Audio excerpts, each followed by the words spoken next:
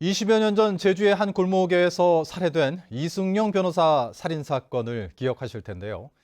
미제로 남을 뻔한 사건이 2심에서 살인죄를 인정해 징역 12년을 선고했었는데 대법원이 살인 무죄 취지로 파기하고 이 사건을 2심 법원으로 돌려보냈습니다. 결국 이승용 변호사 살인 사건은 다시 미궁 속으로 빠지게 됐는데요. 대법원이 왜 사건에 대한 판단을 뒤집었는지 이따금 기자가 보도합니다. 지난 1999년 제주시 삼도동의 한 골목에서 숨진 채 발견된 이승용 변호사.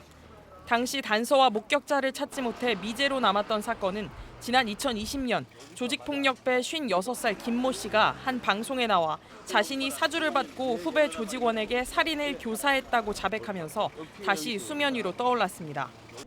캄보디아에서 붙잡혀 송환된 김 씨는 후배 조직원과 짜고 이 변호사를 살해하고 취재하던 방송사 PD를 협박한 혐의로 재판에 넘겨졌습니다. 직접 살인을 하셨나요? 그런 사실 없습니다. 실제적 사실이 밝혀드리고 처벌받아야 죄인에서도 처벌을 받아야 되고.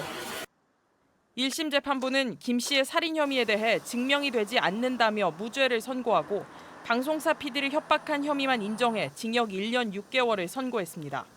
하지만 2심 재판부는 김 씨가 특별히 제작된 흉기의 사용 사실을 알고 있는 등 공동정범의 책임을 면할 수 없다며 살인죄를 인정해 징역 12년을 선고했습니다. 그러나 사건에 대한 판단은 대법원에서 다시 뒤집혔습니다. 대법원은 김 씨의 진술 가운데 살인을 지시했다는 폭력배 두목 백모 씨가 당시 교도소에 수감된 사실이 확인되는 등 일부 사실과 다른 부분이 있어 진술의 신빙성이 없다고 판단했습니다.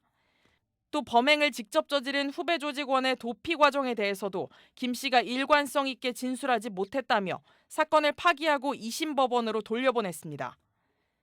형사재판에서 요구되는 증명의 정도와 진술의 신빙성 판단 등에 관해 법리 오해가 있었다는 겁니다. 이 변호사와 함께 일했던 사무장 등 주변인들은 연락을 받지 않는 등 대법원 판결에 대해 의견을 밝히지 않았습니다.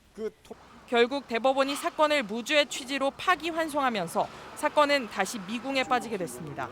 MBC 뉴스 이따금입니다.